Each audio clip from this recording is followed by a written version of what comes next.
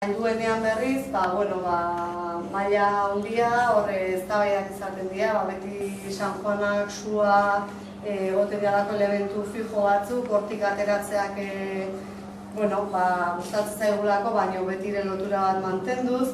Eta, nik bai eskertuko nuke irabazleei hitza eskainiko diet. 17 urteko gorakoen mailan, bigarren saritik hasiko naiz, Sergio Vallejo Pérez.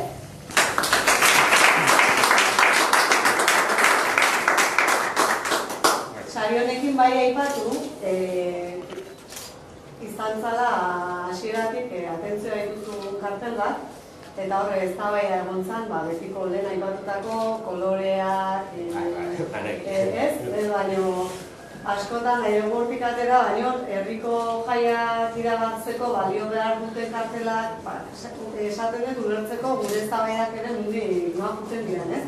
Ze interesantea da artisten lanak eta ikuspegia jasotzea eta bi gauzen arteko oreka hori baino asko oso hasieratik deigarri izan zen kartel bat izan zen, eta nik uste baliagarria izango da.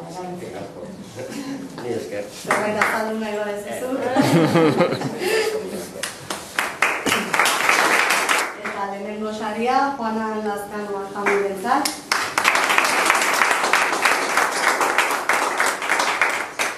Martxoan 8ko kartela ere beak irabazizun, eta orduan...